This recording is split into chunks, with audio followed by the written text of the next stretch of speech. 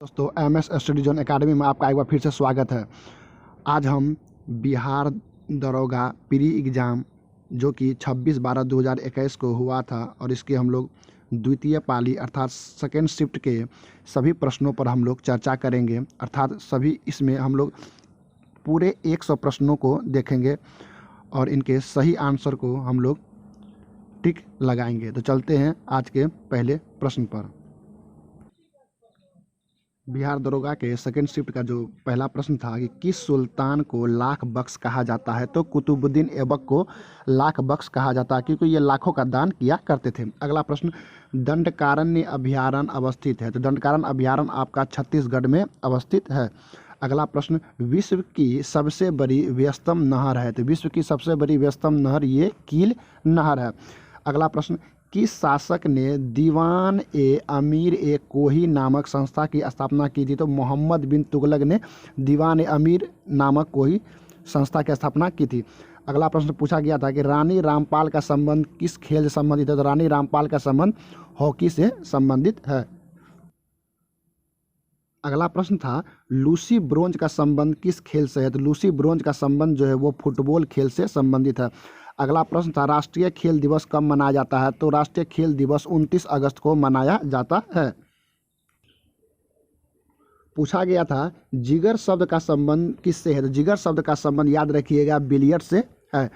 सत्यशोधक समाज की स्थापना किसने की, तो सत्यशोधक समाज की स्थापना ज्योतिबा फुले ने किया था।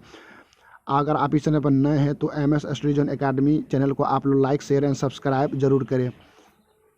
अगला प्रश्न, जीमैक्स सैन्य अभ्यास किन दो देशों के बीच होता है, तो आप लोग यहाँ पे देख रहे होंगे GI मतलब जे का अर्थ जापान होता है और I का अर्थ इंडिया होता है। तो जीमैक्स सैन्य अभ्यास जो दो देशों के बीच हुआ था उसमें भारत और जापान थे। फिर पूछा गया था हल्दीबारी चिल्हाटी रेल लिंक किस देश से संबंधित है, तो हल्दीबारी जो चिल्हाटी रेल लिंक है यह भारत और बांग्लादेश दो देशों के बीच संबंधित है। फिर पूछा गया था कि औरंगजेब की मृत्यु के समय मराठा शासक का नेतृत्वकर्ता कौन थे, तो औरंगजेब की मृत्यु के समय मराठा शासक ताराबाई थे। डेविस कप का संबंध किस खेल से है, तो डेविस कप का संबंध है टेनिस से अर्थात लॉन टेनिस से है, ना कि टेबल टेनिस से। याद रखिएगा डेविस कप का संबंध किससे है, तो लॉन टेनिस से। पूछा गया था राजीव गांधी खेल रत्न पुरस्कार में कितनी राशि दी जाती है, तो राजीव गांधी खेल रत्न पुरस्कार में 25 लाख की राशि दी जाती है। पूछा गया था फीफा वर्ल्ड कप 2022 कहाँ पे होगा, तो यह होगा कतर में। अगला प्रश्न, तसोकर जहाँ पर लिखा हुआ था सोकर वेटलैंड आर्द्र भूमि का संबंध किस राज्य से है, तो ये लद्दाख में अवस्थित है। तसोकर जिसको हम लोग सोकर वेटलैंड भी कहते हैं।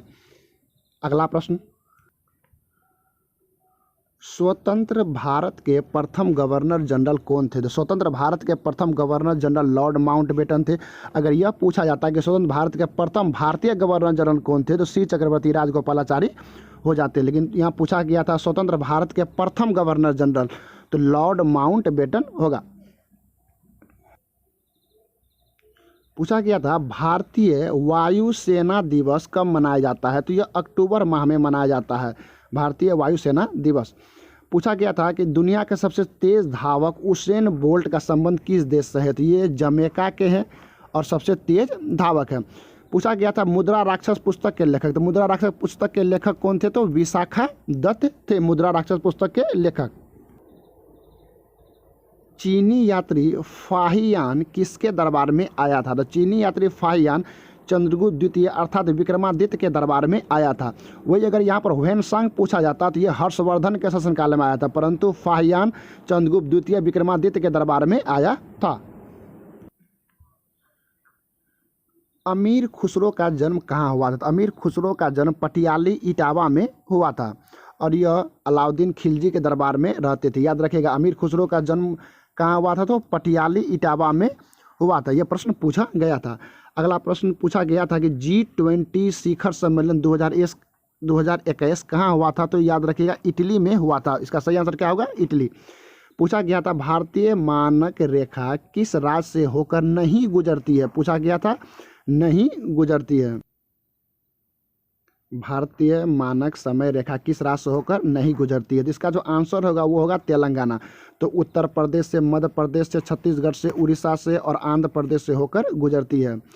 तो पूछा गया था भारतीय मानक समय रेखा किस राज्य से होकर नहीं गुजरती है? तो इसका जो आंसर होगा वो होगा तेलंगाना। अम्लीय वर्षा का कारण है? तो अम्लीय वर्षा का कारण SO2 एवं NO2 है। तो ऑप्शन में वहाँ पर SO2 था, तो इसका जो आंसर होगा वो होगा सल्फर डाइऑक्साइड, एवं NO2 भी होता है नाइट्रस ऑक्साइड। तो याद रखिएगा अम्लीय वर्षा का जो कारण था वहाँ पर जो ऑप्शन दिया हुआ था वो दिया हुआ था SO2, जिसका मतलब होता है सल्फर डाइऑक्साइड, जो कि अम्लीय वर्षा का कारण होता है। इसी कारण ताजमहल का रंग भी बेरंग हो रहा है।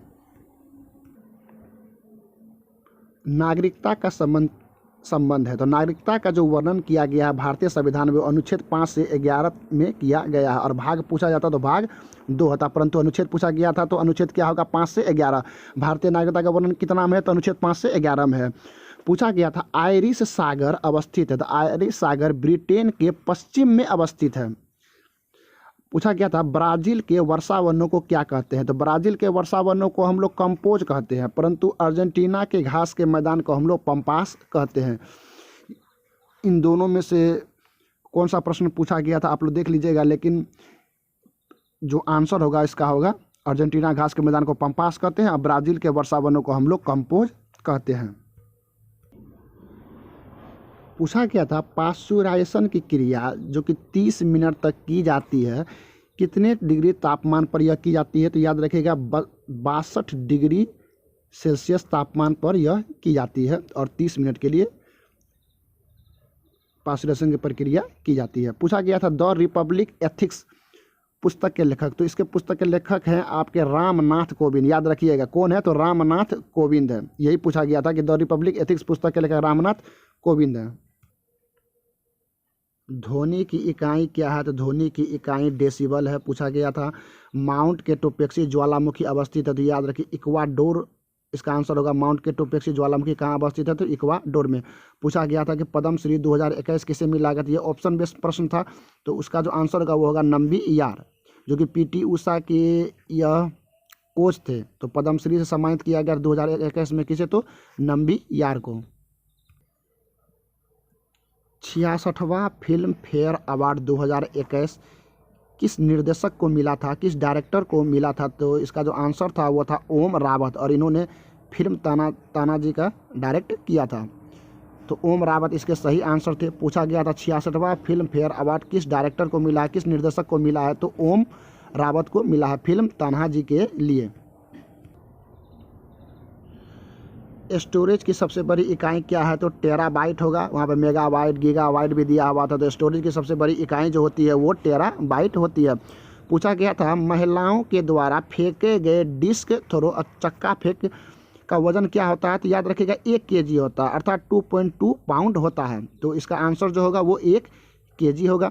पूछा गया था नोबेल पुरस्कार 2021 में किसे, शांति का नोबेल पुरस्कार 2021 में किसे मिला था? तो शांति का नोबेल पुरस्कार 2021 में मारिया रेसा एवं दामित्री मोरा तोवा को मिला था। पूछा गया था शांति का नोबेल पुरस्कार 2021 में किसे मिला? तो मारिया रेसा एवं दामित्री मेरा तोवा को मिला था। किम्बरेले जो खान के लिए प्रसिद्ध है, खान हीरा के लिए प्रसिद्ध है, किम्बरेले हीरा के लिए प्रसिद्ध खान जो है कहाँ अवस्थित है?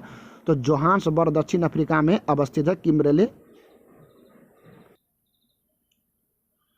संसद की गणपूर्ति अर्थात कोरम के लिए, अर्थात संसद की सदन को चलाने के लिए कुल कितने सदस्य होते हैं? तो सदन के कुल सदस्यों का 1/10 भाग सदस्य उपस्थित होना चाहिए, तब सदन की कार्यवाही चलती है। मान लीजिए अगर सदन में कुल 240 सदस्य हैं तो इसका जो 1/10 होगा अर्थात 24 सदस्य कम से कम उपस्थित हो तभी सदन की कार्यवाही होगी। इसी को हम लोग गणपूर्ति कहते हैं। यही पूछा गया था। तो इसका जो आंसर होगा वो होगा सदन के कुल सदस्यों का 1/10वां भाग, या 10% भी हम लोग कह सकते हैं। पूछा गया था कि कौन धन आवेशित होता है? तो अल्फा कण आपका धन आवेशित होता है, और बीटा कण जो होता है वो आपका ऋण आवेशित होता है, और गामा कण जो होता है वो उदासीन होता है। तो पूछा गया था कौन धन आवेशित कण है? तो अल्फा कण इसका आंसर होगा। अल्फा कण धन आवेशित होते हैं। पूछा गया था विश्व आर्थिक मंच का वार्षिक सतत विकास प्रभाव शिखर सम्मेलन जो कि 20 से 23 सितंबर 2021 को हुआ था, तो ये कहाँ हुआ था? तो जेनेवा स्विट्जरलैंड में हुआ था। तो ये जो वार्षिक सदस्य विकास प्रभाव शिखर सम्मेलन कहाँ हुआ था 2021 में? तो जेनेवा स्विट्जरलैंड में हुआ था। एक बार फिर से यह प्रश्न आ गया है कि स्वतंत्र भारत के प्रथम गवर्नर जनरल कौन थे? तो लॉर्ड माउंटबेटन थे। स्वतंत्र भारत के प्रथम गवर्नर जनरल पूछा गया था, तो लॉर्ड माउंटबेटन थे। मंत्रिपरिषद में मंत्रियों की संख्या को सीमित किया गया है। तो याद 91वां संविधान संशोधन के तहत जो कुल मंत्री होते हैं उसमें कितने मंत्रियों को पद दिया जाता है, भार दिया जाता है? तो इसका जो वर्णन किया गया है 91वां संविधान संशोधन में किया गया है कि मंत्रिपरिषद में मंत्रियों की संख्या को सीमित किया गया है। अगला प्रश्न था ब्रिक्स फिल्म प्रौद्योगिकी संगोष्ठी का पहली बार आयोजन कहाँ किया गया था? तो ब्राजील में किया गया था। ब्रिक्स फिल्म प्रौद्योगिकी संगोष्ठी का पहली बार आयोजन ब्राजील में किया गया था। पूछा गया था प्रोटेस्टवाद के जनक किसे कहते हैं? तो मार्टिन लूथर को प्रोटेस्टवाद का जनक कहा जाता है। अगला प्रश्न था कि आकाश में तारों का टिमटिमाना घटना है। तो वायुमंडल द्वारा प्रकाश के अपवर्तन की जो घटना है वो आकाश में तारों के टिमटिमाने की घटना को दर्शाता है। भारतीय मानक समय रेखा कहा जाता है। तो भारतीय मानक समय रेखा जो है वो 82.5 डिग्री पूर्वी देशांतर जो रेखा होती है उसको भारत का मानक समय रेखा कहा जाता है, जो कि इलाहाबाद के नैनी से गुजरती है।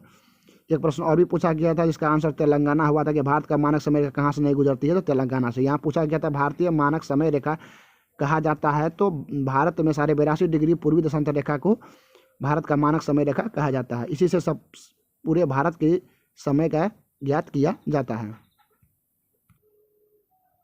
8 से 10 मैथ के प्रश्न पूछे गए थे। पूछा गया था a के किस मान के लिए 6,825 11 से विभाजित होगी? तो यहाँ पर a का मान 3 रखने पर यह 11 से विभाजित हो जाएगी, इसलिए इसका आंसर 3 होगा। फिर से समझ लीजिए, a के किस मान के लिए 6,825 11 से विभाजित होगी? तो a का मान 3 रखने पर यह 11 से विभाजित होगी, तो आंसर 3 होगा।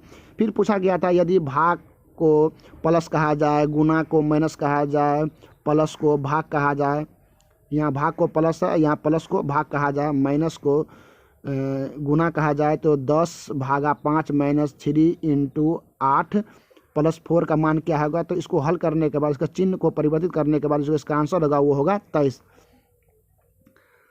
अगला प्रश्न पूछा गया था, अगला प्रश्न था C3, इस तरह से लिखा हुआ था C3F6 I9 L12। तो अगला क्या होगा? तो अगला होगा O15। देखिए C के बाद DEF 3 बढ़ा है, 3 बढ़ा है, 3 बढ़ा है, फिर 3 बढ़ा है तो 15 होगा। यहाँ पे देखिए 3 दूना 6, 3 3 9, 3 6 12, 3 5 15, इसलिए इसका आंसर होगा वो होगा O15। और शेष 50 प्रश्नों का आप लोग आंसर देखना चाहते हैं तो चैनल को लाइक शेयर एंड सब्सक्राइब जरूर करें। और याद रखिएगा कि हमारा जो चैनल है वो है MS स्टडी जोन एकेडमी, जहां पर BPSC, BSSC, BPSC, CDPO एवं बिहार दरोगा में पूछे गए बिहार विशेष प्रश्न एवं संपूर्ण पूछे गए प्रश्नों पर हम लोग चर्चा कर रहे हैं, जो कि 1995 से 2021 तक पूछे गए हैं। और बहुत सारा सेट्स में 10 सेट तक पढ़ा दिया गया है। तो कृपया करके आप लोग चैनल को लाइक शेयर एंड सब्सक्राइब जरूर कर ले। हमारा चैनल का नाम है MS स्टडी जोन एकेडमी, याद रखिएगा। तो मिलते हैं अगले वीडियो में शेष 50 प्रश्नों के साथ। जय हिंद, जय भारत।